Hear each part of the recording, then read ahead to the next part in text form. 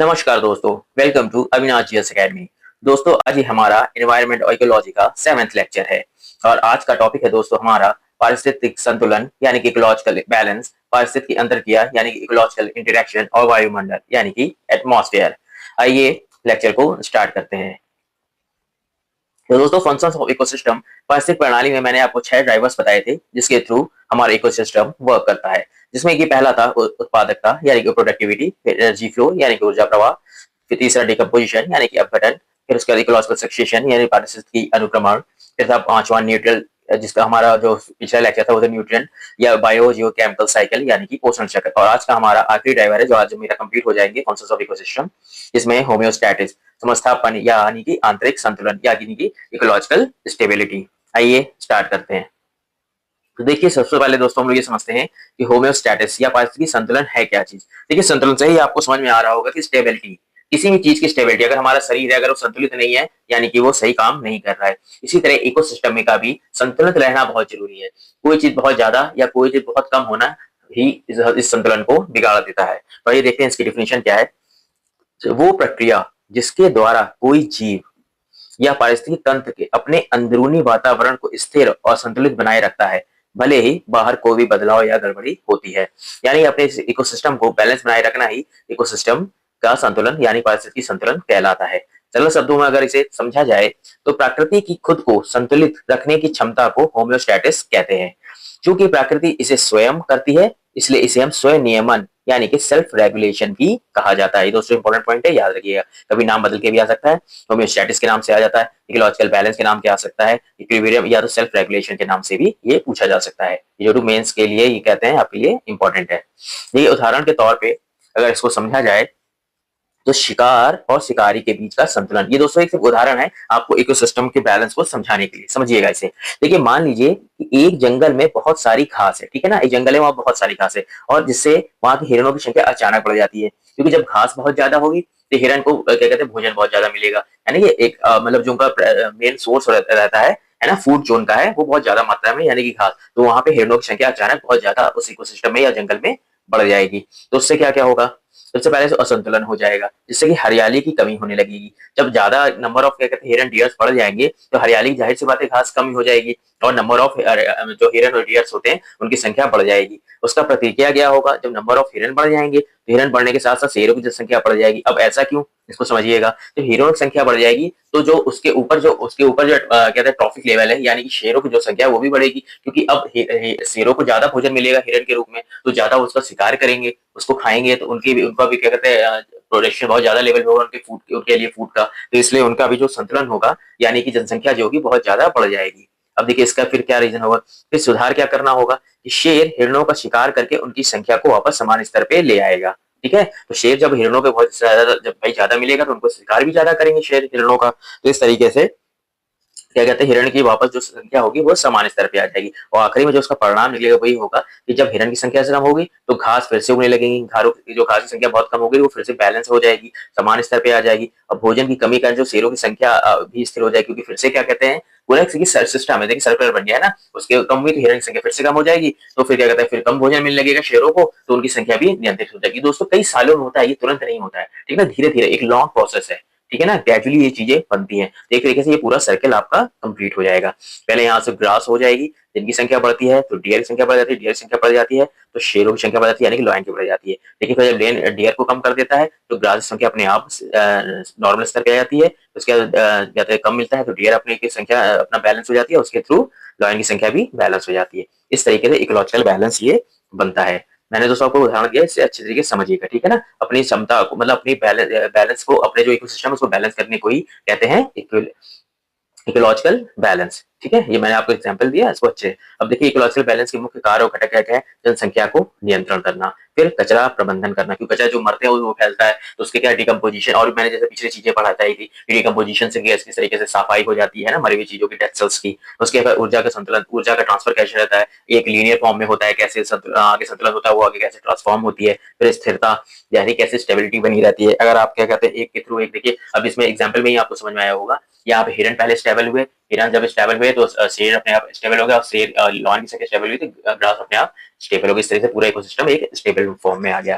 ठीक है, feedback mechanism, feedback इसमें मिलता है और स्वनिर्भर एक ये क्योंकि एक सेल्फ रेगुलेशन होती है, इसमें देखिए कोई करता नहीं है, ये इस तरीके से प्रकृति ने इस तरीके से इसको बनाया है नेचर ने, ठीक है ना, कि अपने आप वो चीजें बैलेंस हो जाती है, हमें उसमें बाहरी दखल की जरूरत नहीं पड़ती है, यानी कि वो अपने अंदरूनी रूप में चीजों को वो बैलेंस कर ले जाता है। इसलिए देखिए डेफिनेशन में ये चीज लिखा हुआ है साफ शब्दों में कि संतुलन अपने अंदरूनी वातावरण को स्थिर और संतुलन बनाए रखती है, भले ही बाहर कोई भी बदलाव या गड़बड़ी हो, ठीक है, हमें किसी एक्सटर्नल फैक्टर की जरूरत नहीं पड़ती, अपने आप चीजें ये बैलेंस हो जाती हैं। तो दोस्तों आज ये हमारा क्या कहते हैं छठा होम्योस्टेटिक जो आंतरिक संतुलन था, सिक्स ड्राइवर था, ये आज खत्म हो गया। इस तरीके से फंक्शन ऑफ इकोसिस्टम पूरे खत्म हो गए। अब आइए एक नया एक अच्छा टॉपिक है, इसको देख लेते हैं। ये बहुत बढ़िया टॉपिक, इसको याद रखिएगा, एग्जाम में बहुत आता है और खासकर यूपीएससी और यूपीएससी के अकॉर्डिंग तो बहुत ज्यादा इंपॉर्टेंट। इसका नाम है पारिस्थितिक अंतर क्रिया यानी कि इकोलॉजिकल इंटरेक्शन। अब इकोलॉजिकल इंटरेक्शन होता है क्या, ये इसको समझते हैं। किसी इकोसिस्टम में जीवित जीवों का एक दूसरे के साथ और अपने पर्यावरण के साथ होने वाला संपर्क, यानी कि एक दूसरे कैसे वो संपर्क में आते, कैसे टच में आते, कैसे उनका इंटरेक्शन होता है बिटवीन द कहते हैं जीवों और उनके उनके और उनके पर्यावरण के बीच में। सरल शब्दों में अगर इसको समझा जाए तो क्या है कि जीवित रहने हेतु भोजन, प्रजनन, आवास और जीव के लिए एक दूसरे पर निर्भर होते हैं। इस संबंधों को भी पारिस्थितिक अंतर क्रिया कहते हैं। ठीक है, बहुत सिंपल डेफिनेशन है, मैंने सरल शब्दों में ही आपको बता दिया। अब देखिए इनको तीन श्रेणियों में बांटा गया है। इस इंटरेक्शन को यानी कि इकोलॉजिकल क्या कहते हैं इंटरेक्शन को तीन श्रेणियों में बांटा गया, जो कि है एक पॉजिटिव, फिर है निगेटिव और एक तीसरा है वो है न्यूट्रल। ठीक है, ये है पॉजिटिव हो गया, ये निगेटिव हो गया और एक तीसरा है न्यूट्रल यानी कि तटस्थ। आइए एक एक करके इनको समझते हैं। देखिए जो पॉजिटिव है उसमें सबसे पहला है एक सहभोज्यता, जिसे इंग्लिश में कहते हैं कॉम्युनलिज्म। अब क्या है देखिए एक जीव का दूसरे जीव से जो इंटरेक्शन होता है उसमें देखिए धनात्मक तो क्या है कि आदमी को मतलब कुछ ना कुछ मिलता है, लाभ होता है, इसलिए इन तीन भागों में बांटा गया है। इसीलिए ना एक धनात्मक, ऋणात्मक, एक तटस्थ यानी कि न्यूट्रल। क्योंकि आप पॉजिटिव की बात करें तो इसमें कम से कम किसी ना एक को या सिर्फ दोनों को लाभ होगा, इसलिए इसे पॉजिटिव बोला गया है। अब देखते हैं इसमें पहला कौन सा है, पहला है सहभोज्यता यानी कि कॉम्युनलिज्म। इसमें क्या होता है, एक को फायदा होता है यानी देखिए पॉजिटिव बनाए रखा, और एक को क्या कहते हैं कोई लाभ नहीं होता यानी कि जीरो यानी कि न्यूट्रल रहता है। ये दोस्तों मैंने लिखा नहीं है, इसको मैंने साइन के फॉर्म में कर दिया है, जिससे आपको याद करने में आसानी रहेगी और आपको लॉन्ग टर्म तक ये चीजें दिमाग में बनी रहेंगी अगर आपने एक बार इसको समझ लिया टेबल को। ठीक है, तो पहले क्या था कॉमनलिज्म सहभोज्यता, इसमें एक को तो पॉजिटिव मिलता है, एक को तो लाभ होता है यानी पॉजिटिव लाभ होता है, एक जीरो लिखा है यानी कि वो न्यूट्रल रहता है। जैसे कि गाय भैंस के ऊपर बगुला, ठीक है ना, अब गाय भैंस के ऊपर बगुला बैठ के उनके छोटे छोटे जो कीड़े होते हैं उनके शरीर के ऊपर जीव होते हैं उनको खाता है, उससे क्या होता है गाय भैंस को तो कोई फर्क नहीं पड़ता, लेकिन बगुले को लाभ होता है, इसलिए इसे कहते हैं कॉमनलिज्म। ठीक है, दूसरा देखिए क्या है, दूसरा है सहजीवता यानी कि म्यूचुअलिज्म। म्यूचुअलिज्म का मतलब होता है दोनों को फायदा। देखिए यहाँ पे दोनों पॉजिटिव लिखे हैं, खाने वाले को और दोनों मतलब दो जीवों के इंटरेक्शन में दोनों को फायदा होता है। जैसे फूल, मधुमक्खी और परागण। देखिए फूल को मधुमक्खी पीती है, उससे में क्या क्या होता है, शहद बनता है, और उसमें फूल को क्या फायदा होता है कि फूलों का परागण होता है। ठीक है, इस तरीके से दोनों को फायदा होता है, मधुमक्खी को भी फायदा होता है और फूल को भी फायदा होता है, इसलिए कहते हैं इसे म्यूचुअलिज्म, इसमें दोनों को फायदा है। ये तीसरा देख लेते हैं, तीसरा क्या है प्रोटो कॉपरेशन। प्रोटो कॉपरेशन में भी दोनों को फायदा होता है, लेकिन ये नॉट पॉसिबल है क्योंकि दोनों को बराबर रूप में एकदम कभी ये कहते हैं पॉसिबिलिटी नहीं होती बराबर फायदा मिले, किसी को कम ज्यादा मिलती ही मिलती है। ठीक है ना, ये प्रोटोकॉलिज्म एक दिया गया है लेकिन ये पूरी तरीके से पॉसिबल नहीं है रियल लाइफ में, लेकिन इसको आप याद रखिए प्रोटोकॉलिज्म और कभी आए प्रोटो कॉपरेशन, इसको आप याद रखिए दोनों लोग कॉपरेट जरूर करते हैं लेकिन कभी ये 100% से कभी पॉसिबल नहीं होता है। ठीक है, ये बात पॉइंट आपको याद रखे होंगे। तो पॉजिटिव इंटरेक्शन में तीन कौन कौन से थे, कॉम्युनलिज्म यानी सहभागिता, दूसरी सहजीवता यानी कि म्यूचुअलिज्म, तीसरा था प्रोटो कॉपरेशन। ठीक है, अब आते हैं नेगेटिव यानी कि ऋणात्मक इंटरेक्शन में, जिसमें कि पहला है दोस्तों असहभोज्यता अमेलिज्म। इसमें क्या रहता है, अब देखिए पॉजिटिव में क्या था किसी एक को फायदा हो रहा है या दोनों को फायदा हो रहा था, नेगेटिव में क्या हो रहा है किसी एक को क्या कहते हैं नुकसान 100% हो रहा है, भले दूसरे को भले फायदा हो रहा हो चाहे नुकसान हो रहा हो, लेकिन एक को घाटा जरूर हो रहा होगा। उसमें क्या था एक को भले फायदा जरूर हो रहा है चाहे किसी को घाटा हो रहा हो लेकिन फायदा जरूर हो रहा होगा। ठीक है, अब ये देखते हैं इसमें कि घातक असहभोज्यता यानी कि एक को हानि हो रही है जीरो और दूसरा न्यूट्रल है, जीरो का मतलब लिखा है यानी कि न्यूट्रल। क्या है, मवेशियों द्वारा घास को कुचलना। अब देखिए मवेशियों ने क्या क्या दौड़ते हुए गए घास को कुचल लिया, घासों को देखो कुचल लिया तो घास तो माइनस हो गया, उनको नुकसान हुआ। ठीक है, लेकिन जो क्या कहते हैं ये आपका जीरो है, जो मवेशियां उनको कोई फर्क नहीं पड़ा, उन्होंने उसको कुचल दिया तो वो जीरो हो गए। ठीक है, इसे कहते हैं एमलिज्म, एक को फायदा और दूसरे को कोई फर्क नहीं पड़ा। फिर दूसरा है परजीवी यानी पैरासिटम। अब पैरासिटम में क्या होता है एक को फायदा होता है और दूसरे जीव को हानि होती है, जैसे कि जोक, लीच और भैंस। अब जोक, लीच हमेशा भैंस के ऊपर रहती है तो वो उसके खून को चूसती है तो उसे फायदा होता है, लेकिन भैंस को नुकसान होता है क्योंकि उसका खून को वो चूसती है। तो ये क्या हो गया एग्जाम्पल पैरासिटम यानी कि परजीविता का। फिर तीसरा है प्रेडेटेशन। प्रेडेटेशन में क्या होता है, इसमें भी एक को फायदा होता है एक को नुकसान होता है, जैसे शेर का हिरन को खा लेना। शेर ने हिरन का शिकार किया, हिरन शेर को फायदा हुआ, हिरन मर गया, उसको लॉस हो गया।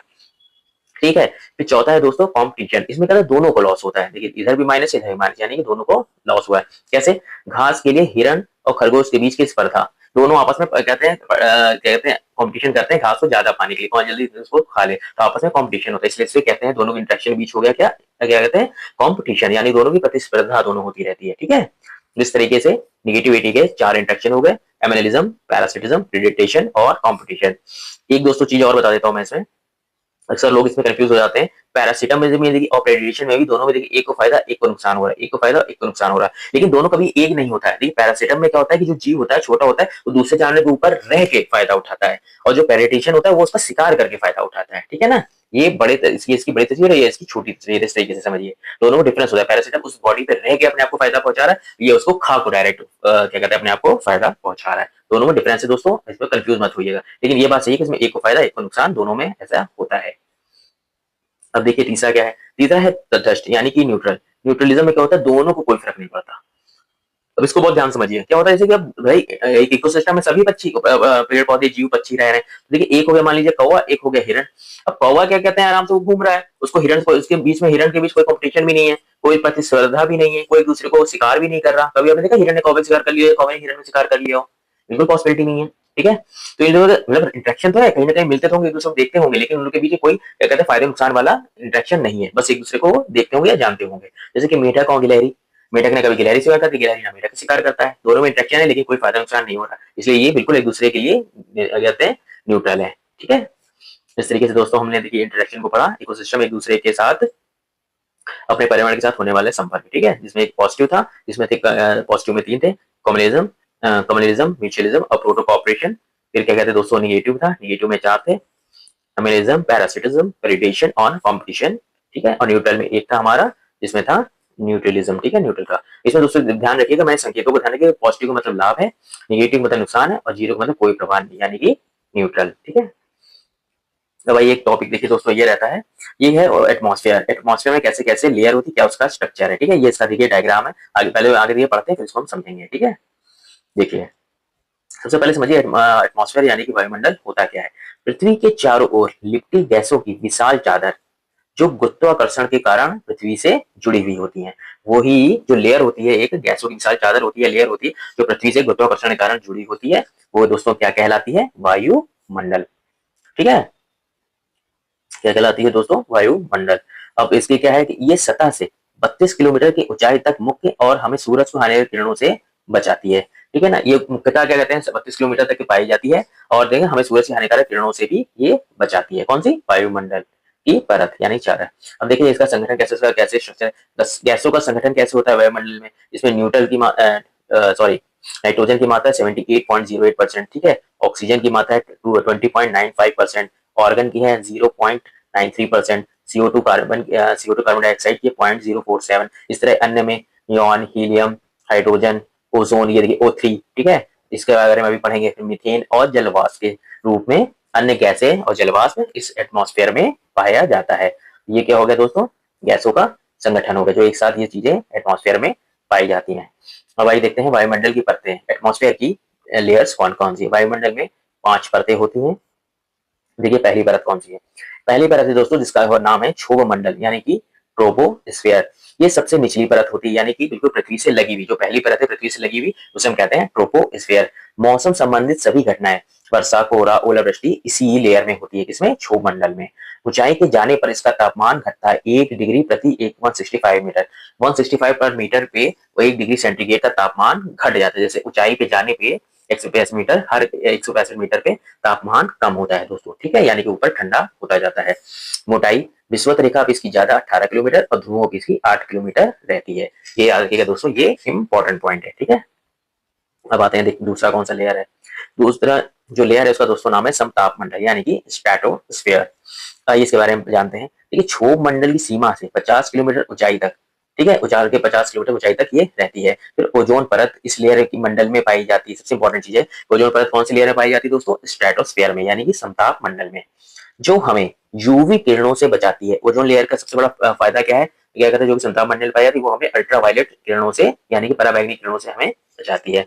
यहाँ मौसम की कोई घटनाएं नहीं होती। कहते हैं स्ट्रेटोस्फीयर में कहाँ होती है, ट्रोपोस्फीयर में, ना कि स्ट्रेटोस्फीयर। स्ट्रेटोस्फीयर में कोई भी मौसम की घटना नहीं होती, इसलिए यहाँ मंडल वायुयान उड़ान के लिए, देखिए यहाँ पे कोई भी मौसम घटना नहीं होती, इसलिए वायुयान उड़ान के लिए एक आदर्श लेयर मानी जाती है। ठीक है, और ओजोन लेयर की उपस्थिति के कारण, याद रखिए, देखिए दोस्तों इंपॉर्टेंट है, ओजोन लेयर की उपस्थिति के कारण तापमान ऊंचाई के साथ वृद्धि करता है। उसमें क्या था, ट्रोपोस्फीयर में ऊंचाई के साथ यहाँ पे 165 पर मीटर ऊंचाई जाने पे तापमान घट रहा था, ठीक है, ट्रोपोस्फीयर में।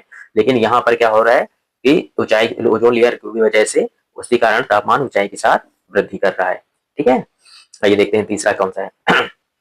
देखिए तीसरा मेसोस्फीयर है, यानी कि मध्यमंडल। वायुमंडल की जो तीसरी परत है, जो समताप मंडल के ऊपर लगभग 80 किलोमीटर तक होती है। अंतरिक्ष यान से आने वाले सभी उल्कापिंड यानी कि मेटॉर्स इस परत में जल के राख हो जाते हैं, वो पृथ्वी तक नहीं पहुंच जाते हैं। कौन सी परत में वो जल के राख हो जाते हैं, मेटोस्फीयर में। याद रखिए पॉइंट दोस्तों, यूपीपी से और यूपीएससी दोनों के हिसाब से ये, और क्या कहते हैं जो पहले मैंने टॉपिक बताया आपको इकोलॉजिकल बैलेंस, उसको बहुत इंपॉर्टेंट है। क्वेश्चन आए हुए हैं दोस्तों यूपीएससी में भी और यूपी पीसीएस में भी, और ये मेंस के पॉइंट ऑफ व्यू से दोस्तों बहुत इंपॉर्टेंट है। यहाँ पे हालांकि मैंने बहुत कम क्या कहते हैं वर्ड्स को लिया है, बहुत कम थ्योरी को लिया है, इसलिए कि बहुत कम शब्दों में आपको ज्यादा चीजों में दे सकूं, आप उसको समझ सके। ठीक है, लेकिन मेंस पॉइंट ऑफ व्यू से दोस्तों ये क्या कहते हैं जो टॉपिक है बहुत इंपॉर्टेंट क्वेश्चन आते हैं, आपको लिखना पड़ेगा, आपको समझना बहुत जरूरी है। उसके बाद फिर आप अपने वर्ड्स में इसको लिख लेंगे, अगर एक बार आप मेरे जो थ्योरी मैंने मैं लिखा रहा हूँ उसको आप समझ गए। ठीक है, आइए फिर देखते हैं क्या है।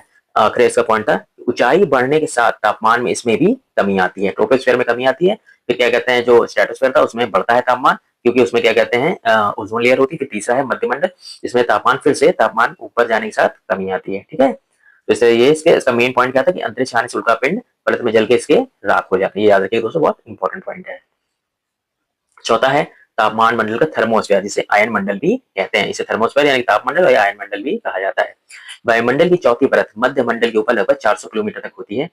इसमें देखिए बहुत दोस्तों इंपॉर्टेंट पॉइंट है। ध्रुवीय प्रकाश की उपस्थिति में, जैसे उत्तरी ध्रुवीय प्रकाश यानी ऑरोरा बोरेलिस और दक्षिणी ध्रुवीय प्रकाश यानी ऑरोरा ऑस्ट्रेलियस इसी परत में बनते हैं। ठीक है, इसमें आयनोस्फीयर में। ये बहुत इंपॉर्टेंट दोस्तों, याद रखिएगा एग्जाम पॉइंट ऑफ व्यू से। आयनों की उपस्थिति की वजह से यहाँ तापमान में ऊंचाई के साथ वृद्धि होती है। यहाँ देखिए फिर वृद्धि हो रही है। ठीक है, और विद्युत आवेश किरणों के कारण रेडियो तरंगे यहाँ से परिवर्तित होती हैं, जिससे हमें रेडियो और टीवी देख सुन हम पाते हैं। इसी में क्या कहते हैं जो रेडियो तरंगों का जो क्या कहते हैं ट्रांसफॉर्मेशन होता है वो इसी परत होता है, जिससे हम टीवी और रेडियो को आराम से कैच करके उनको सुन सकते हैं। किसमें होता है दोस्तों, वो डेमोस्फेयर में या कि आयनोस्फेयर में। बहुत इंपॉर्टेंट पॉइंट है दोस्तों, याद रखिएगा। इसका सबसे इंपॉर्टेंट पॉइंट क्या था, ध्रुवी कहते हैं ऑरोरा बोरेलिस और ऑरोरा ऑस्ट्रेलिस इस परत में बनते हैं, और इससे तापमान के साथ वृद्धि होती है, और रेडियो और टीवी के लिए जो तरंगे होती है जो परिवर्तित होती है वो इसी लेयर में होती है। दोस्तों आखिरी है बहिर्मंडल यानी कि एक्सोस्फीयर। वायुमंडल की सर्वोच्च बाहरी परत, सर्वोच्च बाहरी आखिरी लेयर है जो सर्वोच्च बाहरी परत है। ये गुरुत्वाकर्षण से बहुत कम होने की वजह से गैसों इसमें अति विरल रूप में होती है, बाकियों में बहुत पास होती है, इसमें अति विरल रूप में होती है। वायुओं का घनत्व, इसी वजह से वायु का घनत्व भी बहुत कम होता है। इसे हम कहते हैं बहिर्मंडल यानी कि एक्सोस्फीयर। एक बार डायग्राम को देख लेते हैं, उसके आपको जल्दी और अच्छा समझ में आएगा। ये देखिए हमारी पृथ्वी है, ठीक है, ये हमारी पृथ्वी है, इसके ऊपर देखिए कहते हैं ट्रोपोस्फीयर हो गया। ठीक है, पृथ्वी उसके बाद ट्रोपोस्फीयर के बाद दोस्तों ये स्ट्रेटोस्फीयर, मेसोस्फीयर, आयनोस्फीयर और एक्सोस्फीयर। देखिए क्यों दी है, ये देखिए ओजोन लेयर क्या कहते बनती है ना, जलते हुए ये उल्कापिंड आते हैं मेसोस्फीयर में। आयनोस्फीयर जहां से क्या कहते हैं वो जाती है तरंगे रॉकेट, फिर रॉकेट जो क्रॉस कर जाता है एक्सफीयर होती है, यहाँ से अंतरिक्ष स्टार्ट हो जाता है क्योंकि। ठीक है, इस तरीके से ये है ना, ये चीजें हैं। अब इसको डायग्राम को देखिएगा और इसको पढ़िएगा, आपको समझ आ जाएगा। इस तरीके से हमारा ये क्या खत्म हुआ कहते हैं एटमॉस्फेयर का। अब एक दोस्तों एक ये बहुत अच्छा है रह गया है, इसको देख लेते हैं, पारिस्थितिक तंत्र एवं वायुमंडल है ना, इकोसिस्टम और एटमॉस्फेयर। आइए इसको देखते हैं ये क्या है, इसके बीच रिलेशन। ऊर्जा घटक, एनर्जी कंपोनेंट। पृथ्वी पर ऊर्जा का सबसे प्रमुख स्रोत क्या है, सूर्य। दोस्तों आपको मैंने पहले भी इस चैप्टर में पढ़ाया था ना, ये ऊर्जा सूर्य का तापमान यानी सन टेम्परेचर या सौर विकिरण, सोलर रेडिएशन के रूप में हमें मिलता है। सन टेम्परेचर सौर विकिरण यानी कि सौर विकिरण के रूप में हमारे पास आता है ना। ऊर्जा घटक के अंतर्गत प्रकाश और तापमान शामिल है। जो मुख्य ऊर्जा घटक उसमें क्या है, लाइट और टेम्परेचर। अब आइए प्रकाश को देखते हैं। प्रकाश और दृश्य spectrum, light and vision spectrum. दृश्य स्पेक्ट्रम की तरह दैर्ध्य वेव लेंथ कितनी होती है, 400 से 700 न्यूटन मीटर। दोस्तों आया हुआ क्वेश्चन है यूपी पीसीएस का, इस पर ध्यान दीजिएगा, और के लिए भी बहुत इंपॉर्टेंट है ये। ठीक है, हालांकि यूपीएससी में भी पूछा गया, लेकिन अभी नहीं क्वेश्चन नहीं आते, हालांकि पूछा हुआ पुराना क्वेश्चन है ये। इसे हम क्या कहते हैं, जो हमारे पास कहते हैं PAR यानी फोटो सिंथेटिकली एक्टिव रेडिएशन भी इसे कहा जाता है। ठीक है, जिससे हम 400-700 न्यूटन मीटर वेवलेंथ जो होती है उसे हम PAR भी कहते हैं। फोटोसिंथेटिकली एक्टिव रेडिएशन भी इसे कहा जाता है। ठीक है दोस्तों, अब देखिए आइए देखते हैं पराबैंगनी किरणें, अल्ट्रावायलेट रेज यानी कि यूवी रेज। ये तरंग दैर्ध्य के आधार पे 3 प्रकार की होती है। कौन सी? 3 प्रकार की होती है, अल्ट्रावायलेट ए, अल्ट्रावायलेट बी और अल्ट्रावायलेट सी। लेकिन हम लोग पास जो आती है वो कौन सी दोस्तों? 400 से 700 वेवलेंथ पे 10 स्पेक्ट्रम जो आती है, जो हमें दिखती है। अब देखिए 3 है, यूवीबी, यूवीबी और यूवीसी। ठीक है, केवल यूवीए ही पृथ्वी तक पहुंच पाती है। सिर्फ दोस्तों यूवीए पहुंच पाती है, यूवीबी और सी नहीं पहुंचती। क्यों? क्योंकि बाकी यूवीबी और सी जो एटमॉस्फेयर द्वारा परिवर्तित रिफ्लेक्ट कर दिया जाती है, ये वापस हो जाती है, ये हमारे पृथ्वी तक नहीं पहुंच पाती। ठीक है, तीसरा पॉइंट क्या है? यूवीबी और सी इंसानों और अन्य जीवों के लिए बहुत खतरनाक होती है। ये हमारे स्किन कैंसर जैसी चीजों के लिए, इससे रोग होते हैं, इसलिए बहुत खतरनाक होती है। इसलिए इसे ऑलरेडी हमारा जो इकोसिस्टम इस तरह से नेचर है उसको रिफ्लेक्ट कर देता है, हम लोगों तक उसको नहीं आने देता है। ठीक है, फिर देखिए अगला पॉइंट क्या है? यूवी किरणों को विभिन्न जीवों को डीएनए में उत्परिवर्तन करने के कारण भी बन सकता है, इसलिए बहुत हानिकारक है। क्योंकि हम लोग के जीवों में ये डीएनए को परिवर्तन कर देता है, म्यूटेशन करने का कारण बनता है, इसलिए ये डेंजर है। अब आइए देखते हैं पौधों का इसका क्या इफेक्ट पड़ता है। देखिए दोस्तों, पौधों का क्या है कि प्रकाश संश्लेषण, जो कि पहला है फोटोसिंथेसिस। नीले प्रकाश की ये प्रक्रिया बहुत धीमी होती है प्रकाश संश्लेषण की, और लाल प्रकाश में क्या कहते हैं फोटोसिंथेसिस यानी प्रकाश की प्रक्रिया बहुत तेज होती है। ठीक है, पोषण और फलन में, पौधों में पोषण और फलन को प्रकाश की अवधि ये नियंत्रित करती है। प्रकाश की जो क्या कहते हैं उपस्थिति अवधि होती है वो किसको क्या कहते हैं नियंत्रित करती है? पौधों में पोषण और फलन यानी कि फ्रूटिंग की। ठीक है, बीज है, बीज अंकुरण प्रकाश से देखिए क्या क्या चीजें हैं, ये सारी चीजें दी हुई हैं, क्योंकि ये बहुत छोटी छोटी चीजें हैं, पीसीएस के एग्जाम और आरओ के एग्जाम से तो बहुत ज्यादा इंपॉर्टेंट इस तरह की चीजें पूछ लेते हैं और फिर हम नॉर्मल चीजों छोटे क्वेश्चन हल्के क्वेश्चन को गलत कर देते हैं। देखिए बीजन अंकुरण के इसके लिए जो लाल प्रकाश है वो सबसे ज्यादा प्रभावी होता है, ये याद रखिएगा। ठीक है, इसके लिए सीड फ्रेगमेंटेशन के लिए। अब एक देखिए एक पॉइंट आता है दीप्ति कलिता यानी कि फोटो पेरियोडिज्म जिसे कहते हैं। आइए देखते हैं ये क्या है। तो दोस्तों फूलों के खिलने, फ्लावरिंग की प्रक्रिया को पूरा करने के लिए आवश्यक प्रकाश की मात्रा को ही फोटो पीरियोडिज्म यानी कि दीप्ति कलिता कहते हैं। क्या कहते हैं? मतलब फूलों के खिलने की जो प्रक्रिया है उसको पूरा करने की जो आवश्यक मात्रा है क्या कहते हैं प्रकाश की, वही क्या कहलाती है? फोटो पीरियोडिज्म यानी कि उसे दीप्ति कलिता कहा जाता है। अब आइए टेम्परेचर का देखिए क्या क्या इफेक्ट पड़ता है। सूर्य के तापमान का प्रमुख स्रोत भी यही है। तापमान के लिए सूर्य के तापमान का प्रमुख स्रोत सूर्य ही है। ठीक है, अनुकूलतम तापमान देखिए टेम्परेचर से क्या होता है? प्रकाश संश्लेषण के सबसे अच्छा तापमान 30 डिग्री सेंटीग्रेड से 45 डिग्री सेंटीग्रेड तक माना जाता है। ठीक है, प्रभाव, तापमान जीवों के प्रजनन, रिप्रोडक्शन, प्रवासन यानी कि माइग्रेशन, भ्रूणी विकास यानी कि एम्बायोनिक डेवलपमेंट को प्रभावित करता है। क्या चीज प्रभावित करता है? तापमान। दोस्तों छोटी छोटी चीजें हैं लेकिन एग्जाम में आती हैं, ध्यान रखिएगा, ये चीजें आपस में आपको वहां पे कंफ्यूज कर देंगी। ठीक है, तो इस तरीके दोस्तों हम लोगों ने क्या कहते हैं ये पढ़ा, क्या कहते हैं उसमें हम लोगों ने प्रकाश के इफेक्ट को देखा और उसके बाद हम लोगों ने इसमें टेम्परेचर के इफेक्ट को देखा, कैसे कैसे चीजों पे या जीवों पे और चीजों पे इसका इफेक्ट पड़ता है। ठीक है, अब देखिए दोस्तों हमारा ये टॉपिक पूरी तरह से खत्म हो गया आज का। दोस्तों ये हमारे लेक्चर यहाँ से खत्म होता है। तो आज के लेक्चर में हमने देखिए बहुत अच्छे तरीके से कंप्लीट किया। हमारे सारे ड्राइवर्स यहाँ पे फंक्शनल इकोसिस्टम के सारे कंप्लीट हो गए, होमोस्टैटिक्स भी कंप्लीट हो गया, न्यूट्रिएंट इकोलॉजी, डेवलपमेंट, एनर्जी और प्रोडक्टिविटी तो हम लोग पहले ही कवर कर चुके थे। इसके साथ हमने 2 टॉपिक और पढ़ा जिसमें कि इंपॉर्टेंट टॉपिक था इकोनॉमिकल इंटरेक्शन। ये इंपॉर्टेंट है दोस्तों, एग्जाम पॉइंट ऑफ व्यू से इंपॉर्टेंट है, इसको अच्छे से पढ़ लीजिएगा। ठीक है, मैंने दोस्तों जितनी चीजें पढ़ाई बहुत कम शब्दों में आपको रखा है जिससे आपको चीजें समझ में आए, और मेंस के पॉइंट ऑफ व्यू से भी क्वेश्चन इंपॉर्टेंट है क्योंकि इसमें चीजें पूछता है, आपको लिखना पड़ता है और आप समझ तो लेंगे लेकिन वहां लिख नहीं पाएंगे, इसलिए जितने कम शब्दों मैंने इसे लिखा है, अगर आपने 150 वर्ड्स में 250 वर्ड्स में आएगा, इसको आप अपनी लैंग्वेज में अगर लिख दें जितना मैंने समझाया वो अच्छा आपको स्कोर गेन करा देगा। विद डायग्राम लिखिंग करिएगा वहां पे। ठीक है, डायग्राम भी मैंने आपको दिया, इसको समझिएगा और करिएगा। ठीक है दोस्तों, आज का हमारा ये था लेक्चर, आज ये खत्म होता है। मिलते हैं नेक्स्ट वीडियो में जिसमें नए लेक्चर को हम लोग जिसमें आप लोग टाइप्स ऑफ इकोसिस्टम अब स्टार्ट करेंगे। ठीक है, वो हमारा नया चैप्टर स्टार्ट होगा। ठीक है, मिलते हैं दोस्तों नेक्स्ट वीडियो में। अगर आपको वीडियो अच्छा लगा तो लाइक करें, और दोस्तों प्लीज आप अगर आपको वाकई में आपको लग रहा है हमारी इन्फॉर्मेशन क्या कहते हैं आपको अच्छी लग रही हो, आपके लिए क्या कहते हैं फायदेमंद, तो इसको हमारे चैनल को सब्सक्राइब करें। Okay, thank you.